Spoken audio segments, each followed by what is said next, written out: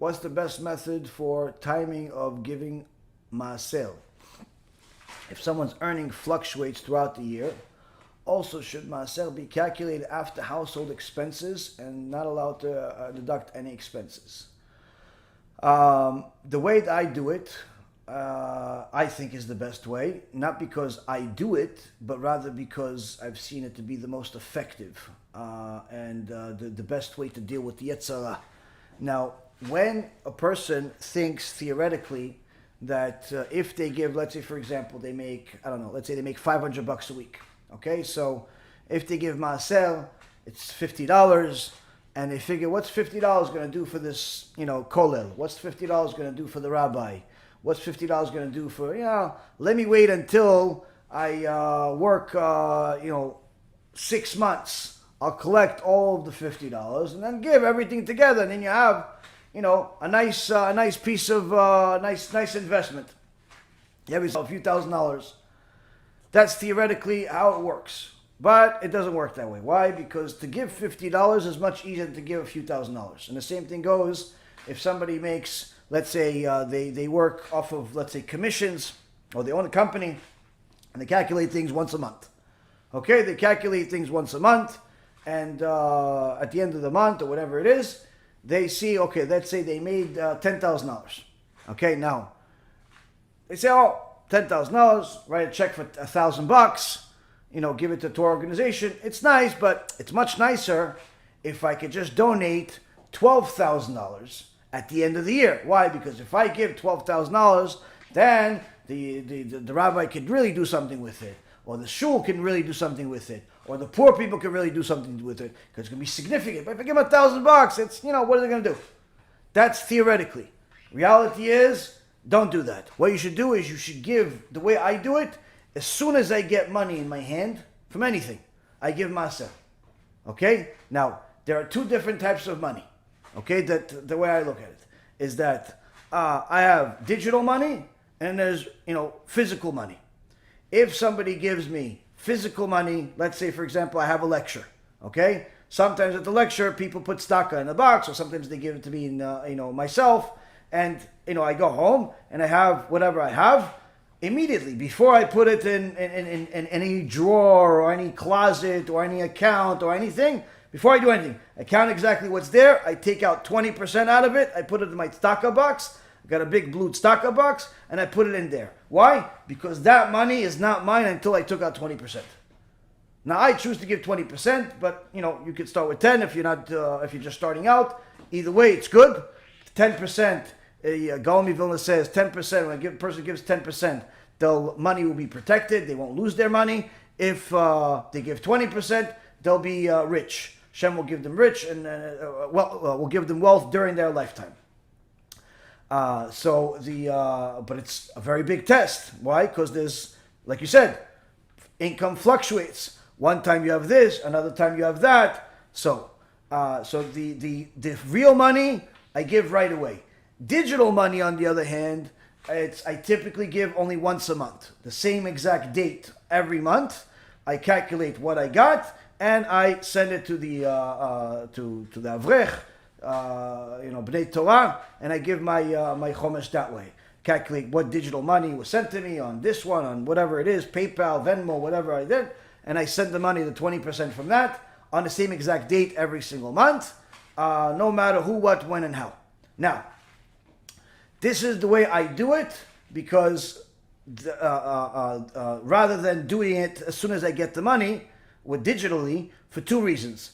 Number one, it's going to take my whole day. If let's say a few people send money, if I have to constantly calculate to give maaser and then send it and so on, it's going to take up a lot of time.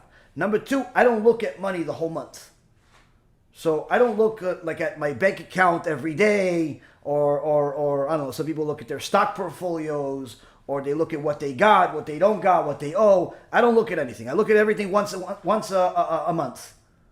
So even the organization, like as far as like donations and stuff like that, I have no idea what people donated, like how much money we collected for the month or anything until the end of the month. All I know is a couple times every week I have to pay bills, I have to pay this, I have to pay salaries, I have to pay vendors, I have to pay all types of things. So paying doesn't require me to look at balance and what's coming in or anything else. As far as what came in and things like that, I only look at it once a month just to know where things stand. And the same goes with my own personal stuff. I only look at things once a month.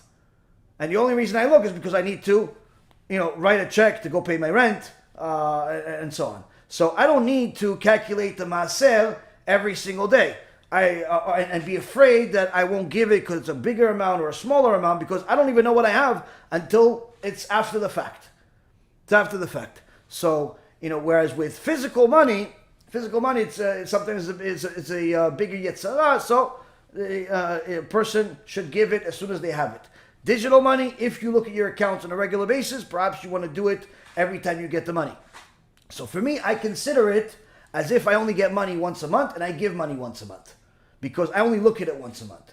But if somebody's doesn't necessarily operate that way, they're one of these people where they look at their accounts on a regular basis, they get paid, let's say, every 2 weeks. They get a paycheck every 2 weeks, and then my suggestion is to give money as soon as you get paid. Because you're a lot more active when it comes to that. You should give money as soon as it's made.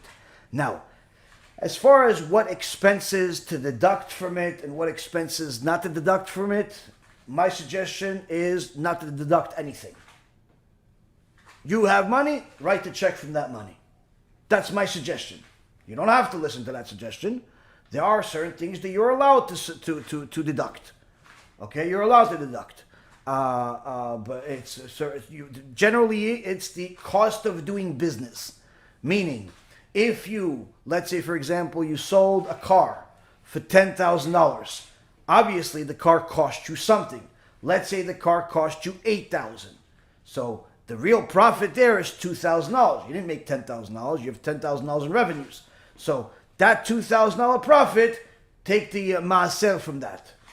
That $2,000. Why? Because it actually cost you $8,000 to make that $2,000 profit. So therefore, you write the maaser, you deduct that cost. But people that start deducting their rent, and then they deduct their, their food and their gas money and all this other stuff, it's not, I don't think it's the right approach from what I've learned and from what I've seen. And quite frankly, when you make it so complicated to calculate maaser, it just adds to the yetzirah and decreases from the emunah. Now you're going to say, wait, but if I calculate from the gross, and it's not, again, if it's obvious, like for example, the example I just gave you, like the cost of the car is $8,000 and you sold it for $10,000, that's an obvious cost you can deduct without a problem, even using my shita. But if it's like other things like your rent and your electric and your water bill and your shoes and the lunch and the gas and your friend's lunch, once you start deducting all these different things, before you know it, you're not going to have any money left to actually give maaser. That's what Rabbi Vadia said.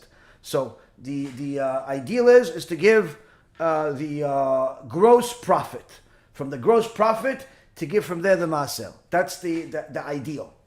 If you start talking about net profit, after deducting everything else, usually you're not going to have much left to give maaser.